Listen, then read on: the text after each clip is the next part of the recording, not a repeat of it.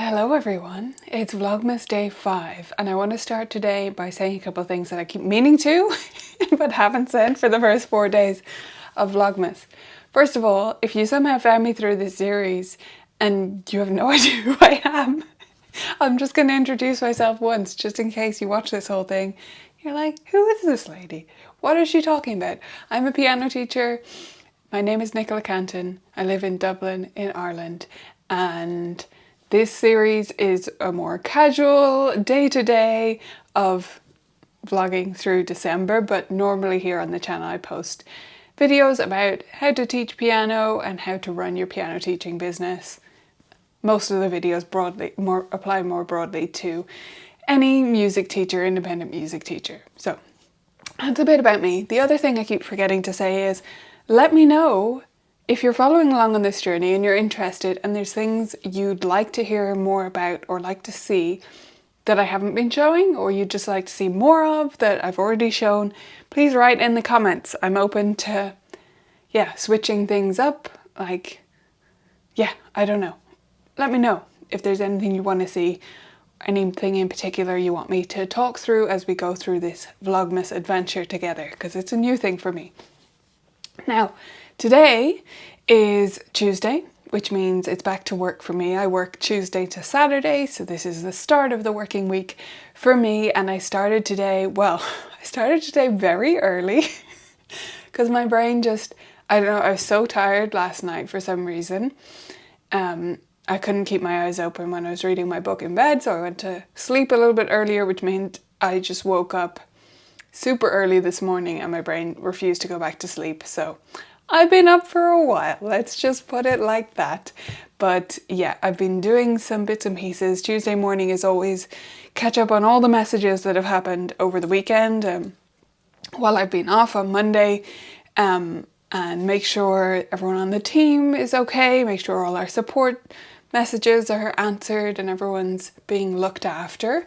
That's my first priority on Tuesday mornings. Catch up with emails from various things like lawyers and parents and fun stuff like that. So it's always a bit of a hurricane, I don't know, on Tuesday morning of like messages. And then we get to do other stuff after that. After that, I made a decision. So I have been humming and hawing about concerts this year in the studio. So I know we're going to do our one as usual in May, which is just like our spring celebration, standard annual concert. We do it every year the same kind of way, which is just every student plays something that they're really proud of that they learned in the last year. It's that simple.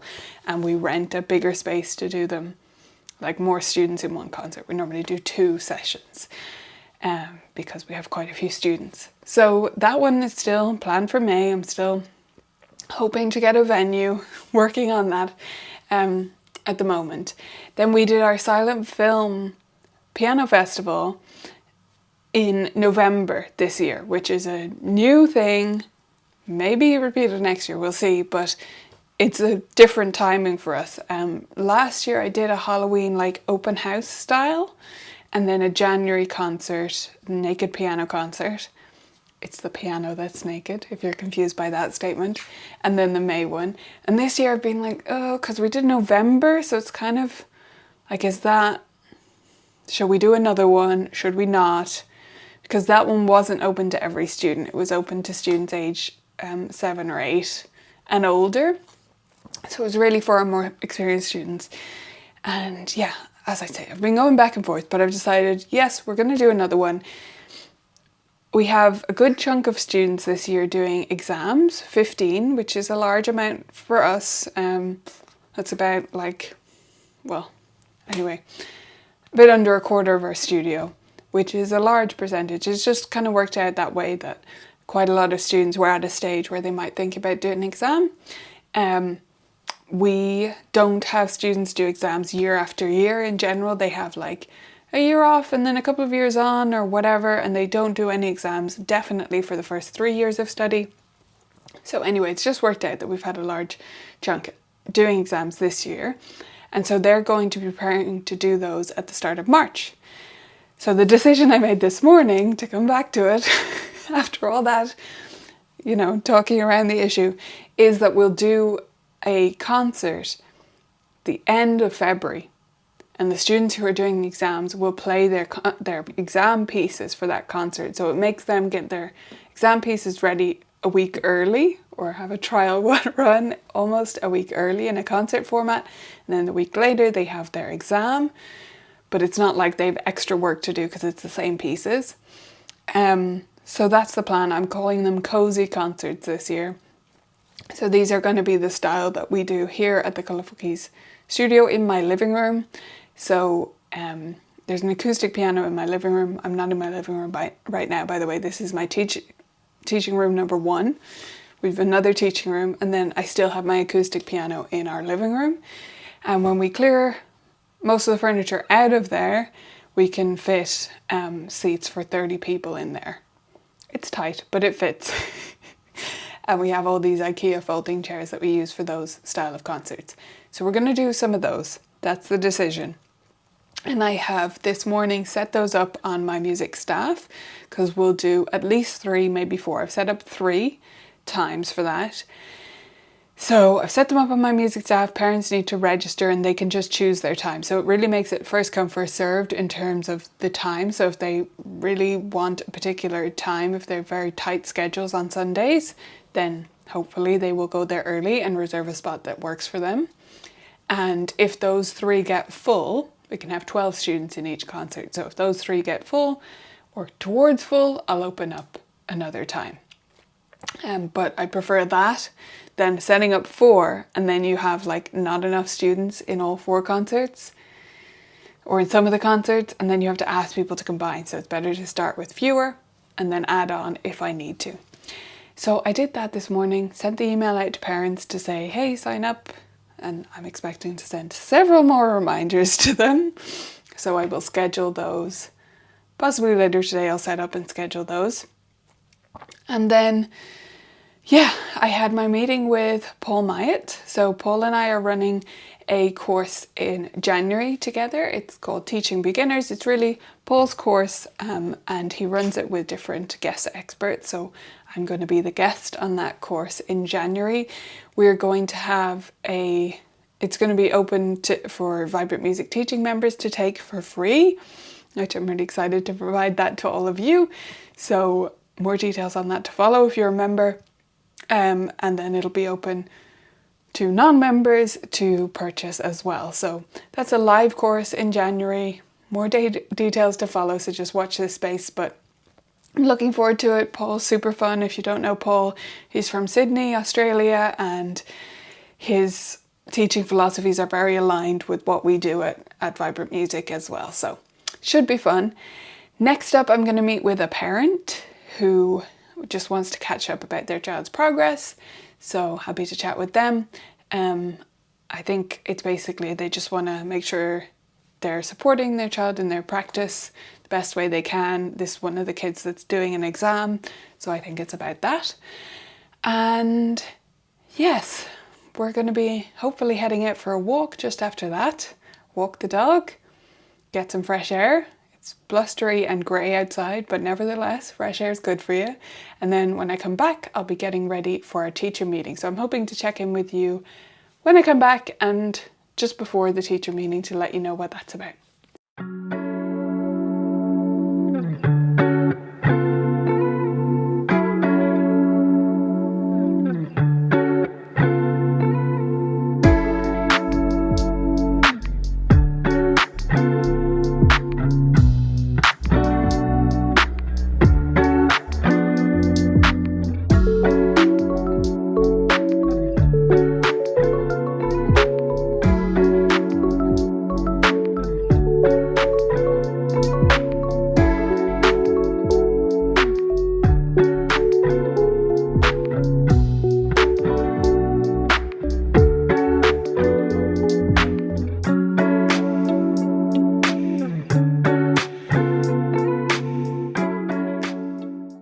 Hello again, I'm back and I'm almost ready for the teaching day to begin.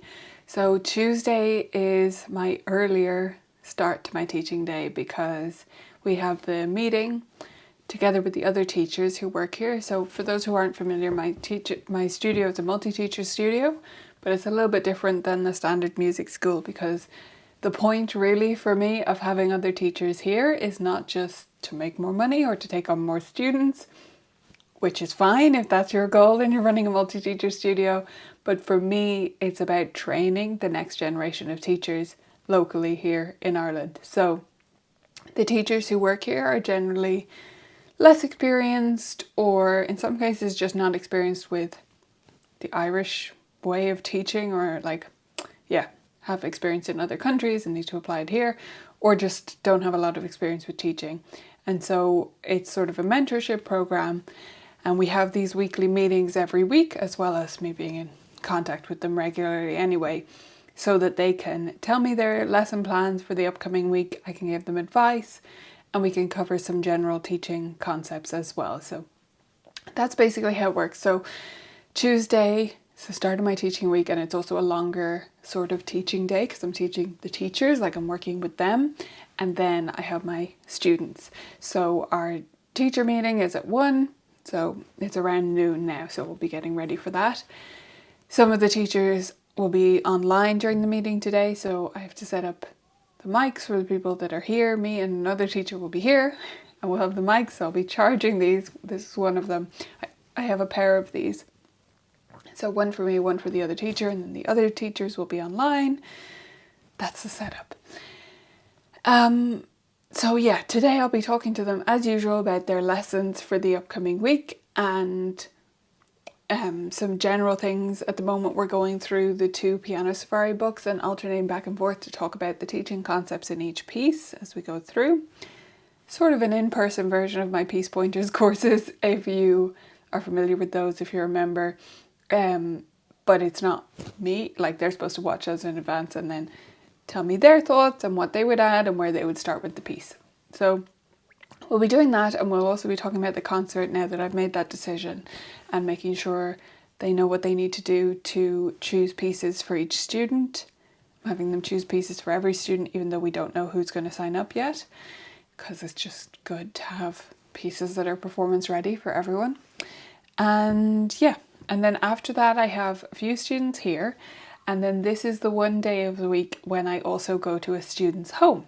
So we still at Colourful Keys go to some students' homes and teach sometimes here.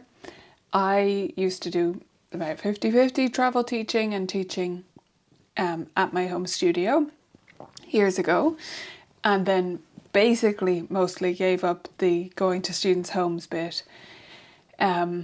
And the other teachers mostly do that now, except for this one family, because I've been teaching them since that, right? Since I used to do about 50-50, and they've stayed on, and they're just lovely, and they really can't make it over here. And yeah, obviously we charge extra for that service, so it's not like we're not being paid for that time. But yeah, so this is my day when I go to a student's home, which I think is quite nice. Now, my plan for this video, for the rest of this video, is I'm going to talk to you about some books, new books to me, because I thought that might be interesting for you.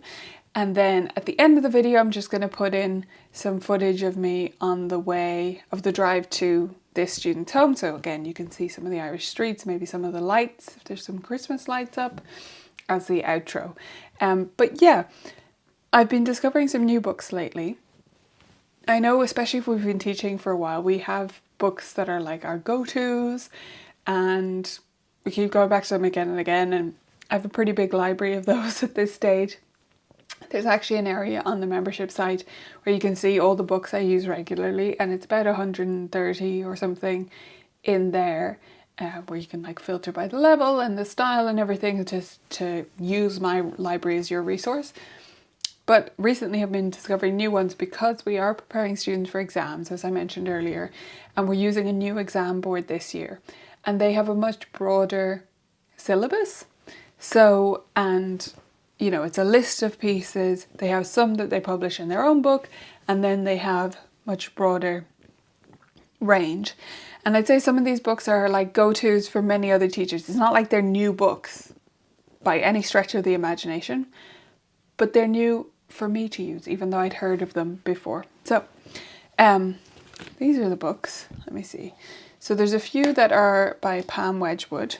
Everything might fall on the floor in a second, but anyway, here we go. So there's the Upgrade series that we've been using. Upgrade, and then we have Jazzin' About. So I have Easy Jazzin' About and Really Easy Jazzin' About are what the ones that have come to me. I know they're backwards for you, but you get the idea. They're all by Pam Wedgwood, and the pieces are great. And like, I've heard of Pam Wedgwood. I may have used some of her music in the past, but I haven't really gone into like her full books before, just because I haven't had occasion to. But they're on a lot of the lists, especially at the earlier grades in this exam syllabus, which by the way is Music Teachers Board. That's what I'm talking about. So their website is mtbexams.com. And yeah, I just hadn't had occasion to choose it, but I think it says a lot that students are choosing those pieces. So basically, when my students do exams, I never prescribe what they should learn. I always leave it up to them. And so I put together a playlist. In this case, I had a playlist and then some separate links where there were ones that I couldn't find on YouTube. And I sent that to parents and to students and said, please choose your favorite 3 pieces. And I said, please take your time with this and don't try to choose based on which ones sound easy or hard, because I promise they're all the same level. Because sometimes students think, oh, that one sounds too hard, I won't do it. But if it sounds cool to them, like if they love it, it's going to be worth it, and it's not going to be that much harder because they're all the same grade level. So I send them the list and I let them choose, really free choice. Some teachers sort of pick for the student or limit the list a little bit more to the ones, yeah. But I prefer that they have as much choice as possible, because if they have chosen the pieces, they're so much more invested in learning them, and they will push themselves so much more to learn them and take our advice more and all of that good stuff. So I think it says a lot that of these 15 students who are doing exams, I've had a lot come back with at least 1 or sometimes 2 Pam Wedgwood pieces in that mix. So I think they're worth checking out if you're looking for new stuff. As you might have guessed from the name, Easy Jazzin' About, Really Easy Jazzin' About, they're sort of jazzy pieces. I would compare them sort of to Christopher Norton if you know his work, just because they're very catchy, jazzy style. Obviously it's not jazz, it's jazzy, okay? But yeah, some great pieces in there. And then the other ones that have been new to me are these guys. So this is the Complete Piano Player. Book 3 and the Style book are the ones that I've had occasion to buy because of the exam syllabus and the pieces that students were choosing. And yeah, they're meant as a potential self-study course, which I would question. I think many of us would, but I'm not going to get into that. But what they do have is basically popular classical pieces, well-known classical pieces, sometimes in arrangements, and then arrangements of popular songs. So like the 2 students who needed these books, are one of them had chosen an arrangement of Over the Rainbow that was in one of the books, and the other was Ballad Pour Adeline, which is, I believe, from the film Amelie, unless I've completely mixed that up. Anyway, whatever. So popular pieces, film music, nothing super recent, obviously, there never is in these things, but a good mixture in there. So I thought you might be interested in those. Right, so I'm gonna get ready for the teacher meeting, do the tech setup, make sure I have all my notes that I need and stuff for the teachers. Then I have to also prepare for my first student of the day who's going to be online. They've just told me. So I need to prepare some online games, because I have a buddy lesson with him and another student. So the other student will be here and he will be online. So I need to prepare some games that are going to work in that scenario and some activities. He's also a student who ends up online more often than some other students, which is totally fine. Like, I'm very happy for his dad to say, oh, he was off school, so he shouldn't come to the studio because he's going to infect you, which is great. The difficulty is just that his device is not playing well with Zoom. And I know a lot of people have issues with Zoom and getting the piano to sound and all of that. I don't, except for this one student, and he happens to be one that's online more than others. Murphy's Law, right? Anyway, so I have to prepare some stuff for their lesson. I have to pack my bag for traveling to the students later. Got an apple in there already. I need to pack my Bluetooth speaker because one of them's working on a song that we're playing a chord chart along with the song, so I want proper sound for that. And make sure all of their books are in my bag so that I have them to refer to while I'm teaching them. And yeah, that's it. So that's going to wrap up today. I'm just going to put an outro in here of maybe some driving footage again so you can see some of the streets around my area. Can be novel if it doesn't look like where you live. And I hope you have a great day, and I'll see you tomorrow.